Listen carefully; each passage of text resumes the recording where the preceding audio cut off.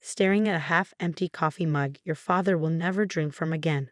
I'm Emily Chen, 35, and 2 weeks ago, I lost both my parents in a car accident. Mom and Dad were driving home from their weekly date night when a drunk driver ran a red light. They died instantly, or so the police told me. I'm still not sure if that makes it better or worse. The house feels different now. Every creak of the floorboards, every tick of the grandfather clock in the hallway serves as a reminder that I'm alone here. Well, not entirely alone. I moved back in 6 months ago when Dad's Parkinson's started getting worse. Mom needed help, and being a freelance graphic designer meant I could work from anywhere. My older brother Michael hadn't exactly volunteered, too busy with his real estate empire in the city. You should stay with them, he'd said during one of our rare phone calls. You're single? No kids. It makes sense. The way he emphasized single made it sound like a character flaw rather than a choice. But I'd learned long ago that arguing with Michael was like trying to nail Jell-O to a wall, messy and pointless. So I moved back to the suburbs, into my old bedroom that still had glow-in-the-dark stars on the ceiling. Mom had kept it exactly as I'd left it after college, right down to the Taylor Swift posters and the corkboard filled with high school memories.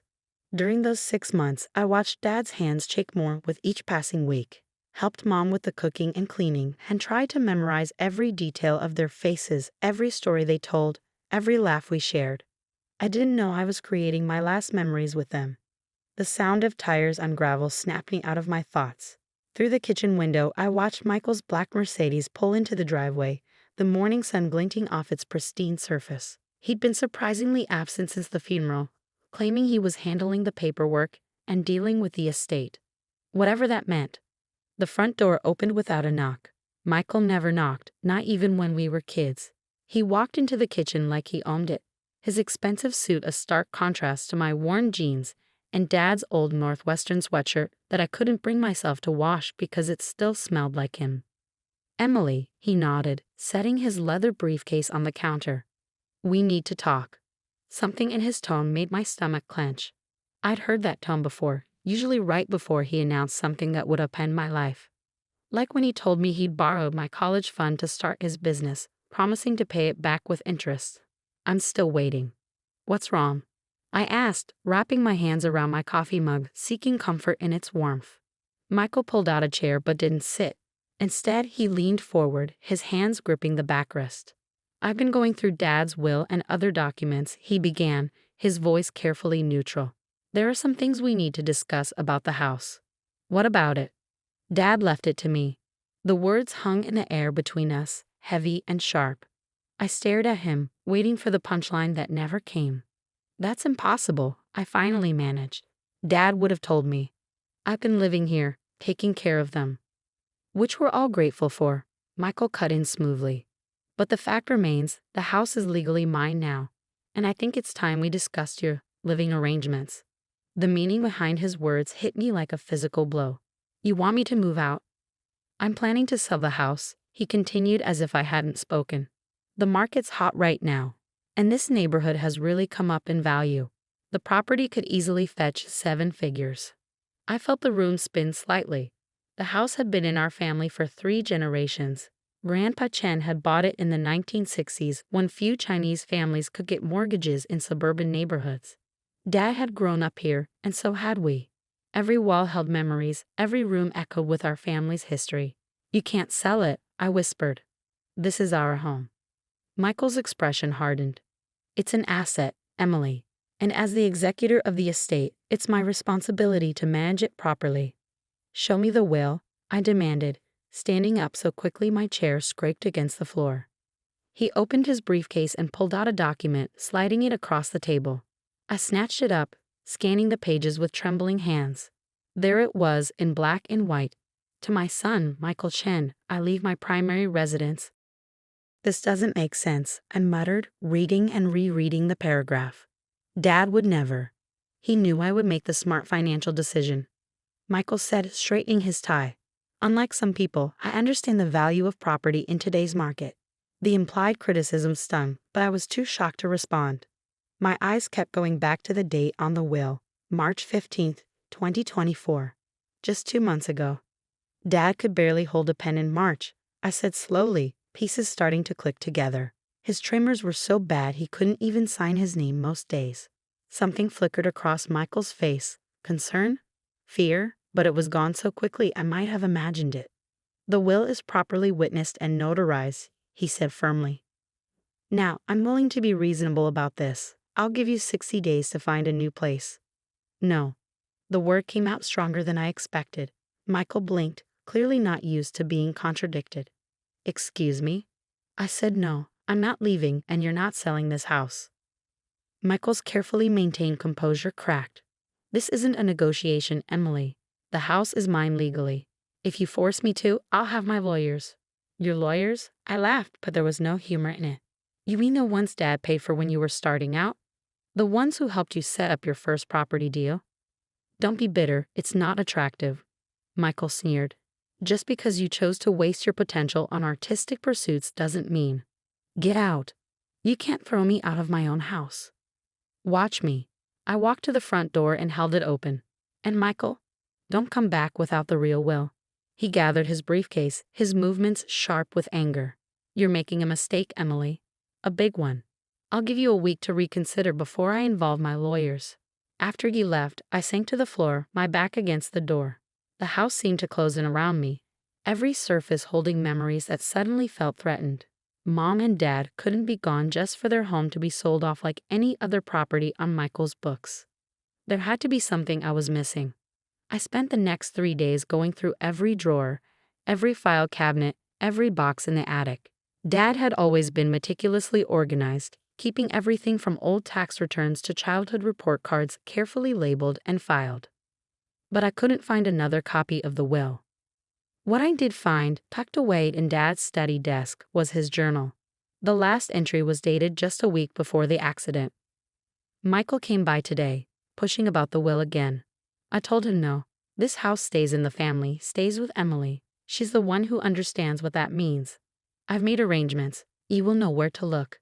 My heart raced as I read the words over and over. E will know where to look.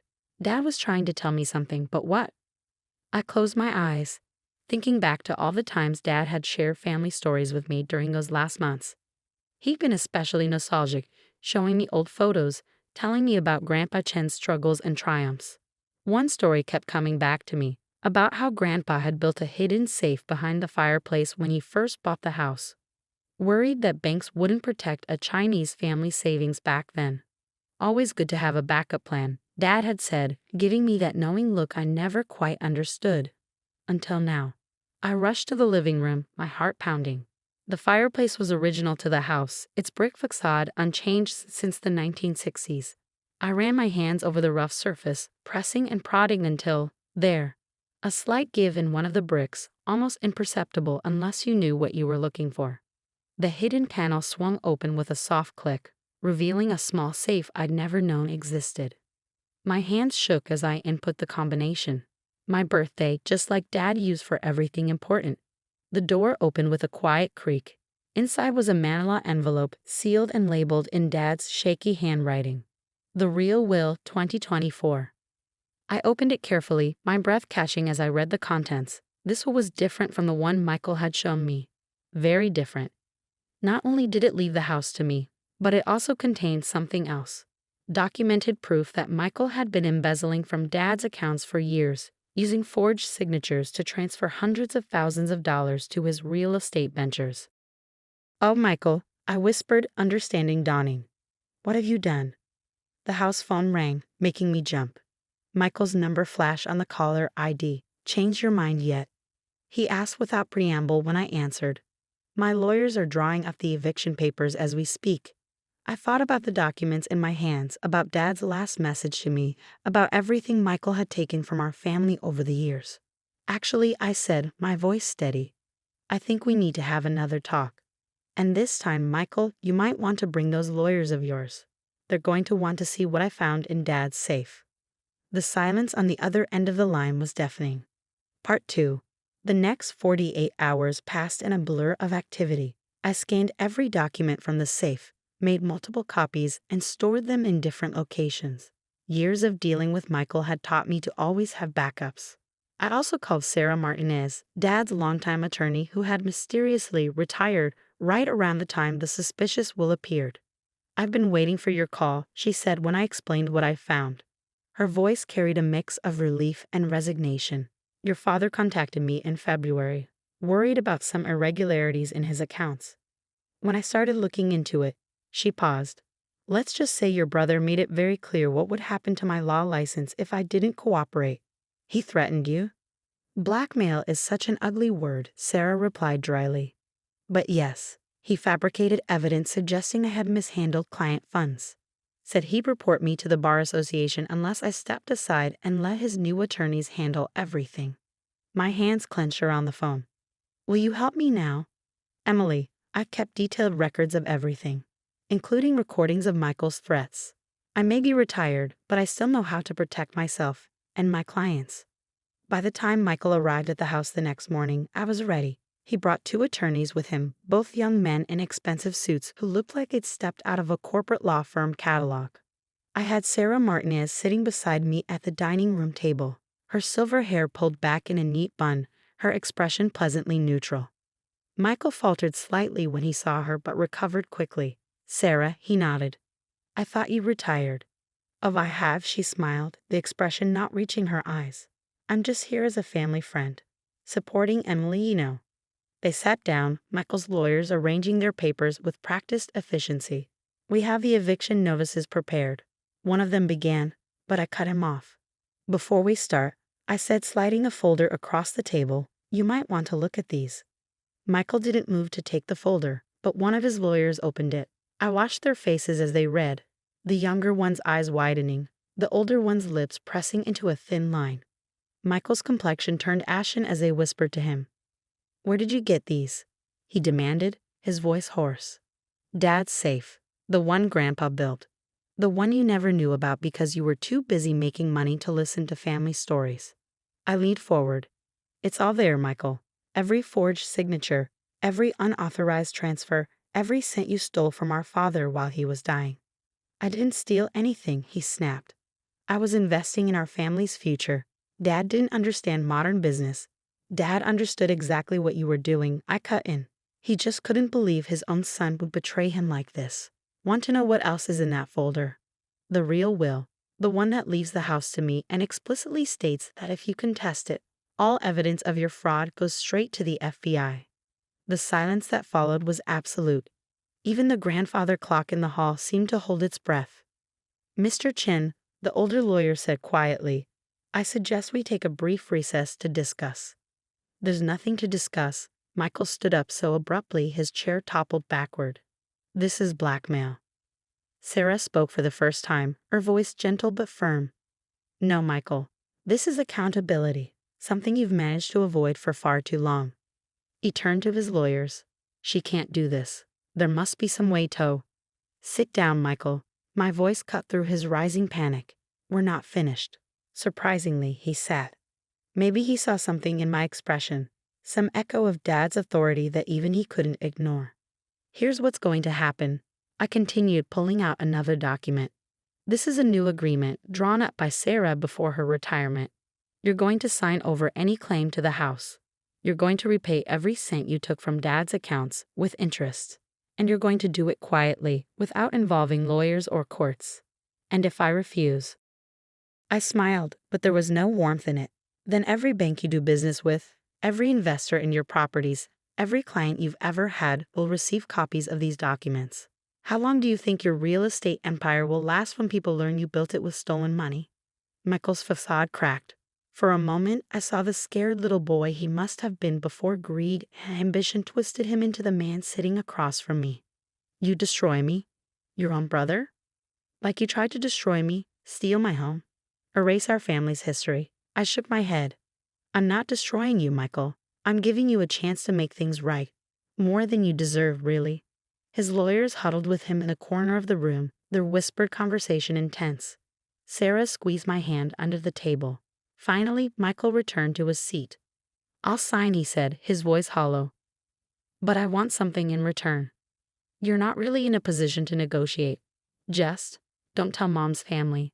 Please, they don't need to know about any of this." The request surprised me. Michael had never seemed to care much about our mother's relatives, rarely attending family gatherings on that side, but looking at him now, I saw something I hadn't expected: shame.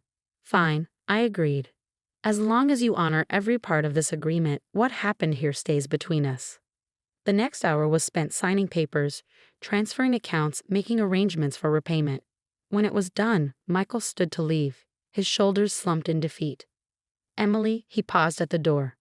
I convinced myself I deserved it all, that I was smarter, worked harder, knew better than everyone else. I didn't think about family. I finished for him. About trust. About the fact that success doesn't mean anything if you destroy everyone who loves you to get it. He nodded, unable to meet my eyes. Goodbye, Michael. After they left, Sarah helped me pack up the documents. Your father would be proud, she said softly. He always said you were the one who truly understood what family means. I looked around the living room, at the photos on the wall spanning 3 generations of Chens. Mom and Dad on their wedding day, Grandpa Chen standing proudly in front of the house. Michael and me as children, before money and ambition drove us apart. What happens now? I asked, suddenly feeling very tired.